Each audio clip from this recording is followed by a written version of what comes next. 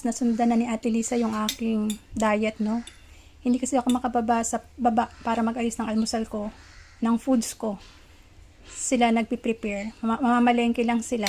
Nilista ko yung mga bibilhin. Tapos sila nagpiprepare. So, kapag hindi mo na-instruct ng mabuti kung ano lulutuin, magugulat ka na lang, may almusal ka na. Nasa mesa. May kanin. Heavy. Ayoko kumakain ng heavy sa almusal. So, good thing. Sundan na ni Ate Lisa yung gusto ko sa almusal. Actually, dapat fasting pa din ako eh. Kaya lang, hindi ko nga rin alam ba't ba kumakain ako ng maaga. Wala na, nag-antibiotics ako. Naggamot ako. Ayun. Aga na nagpe-prepare ng almusal lagi. Inismash natin yung eggs, avocado, at saka itong sibuyas. Isang puti lang ng itlog, taas ang calories. Nando ang avocado, mataas ang calories. Kaya lang ang habol ko dito yung vitamins niya. Yung nutrients. Walang paminta. Tingnan nyo yung aking black pepper. Sobrang dami.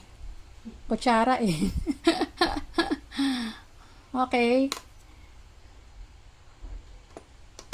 Dami akong paminta, no? Ayan, almusal po tayo. Yung baba ko. Kain po tayo. Tikman ko lasa. Lasang sibuyas. May iwan nagsimulang sumakit yung aking binti. Hindi ako makatayo eh. Kaya nagpatakbo ko sa hospital ng I think May 6 ako na-confine. May iwan, punta na ako ng UST. Nagpareseta na ako ng gamot. Tapos May 6 ako nagpa-admit. May 8 ako inoperahan. Ngayon, ang di ako sure. Kamusta yung aking second operation talaga. Wheat bread with butter. Toasted bread sa butter. Hindi ako sure eh kung paano ba gagawin ni Doc dito. Depende sa union ng bones. Depende.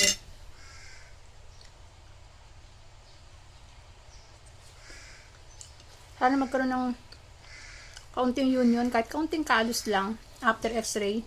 Papa-x-ray ko to sa July 8, pang second months niya. Pag may kalus yon, kahit konti lang, kahit manipis nga lang, ibig sabihin, may bone healing. Kaya semento na lang ako para natural healing. Pero pag nakita talagang walang bone callus, as in walang tumubo, baka magkaroon na naman ako na implant.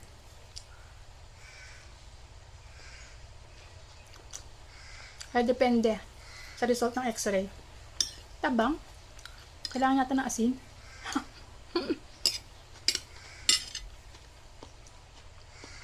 O kaya cheese. Pero nagyan ko ng cheese to eh. May kulang. Kulang sa lasa.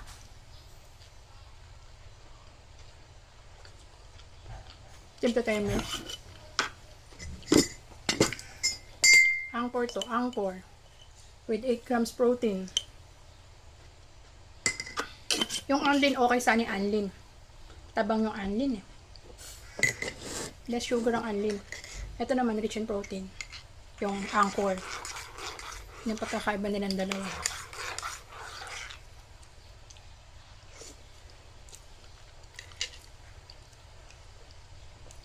Pag ako ay nag-implant ulit, dahil walang bone union,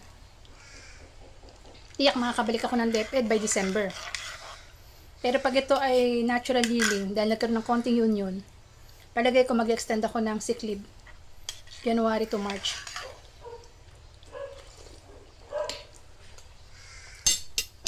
Kaya depende sa magiging result ng x-ray ko, yung gagawin ng surgeon. Kain po tayo.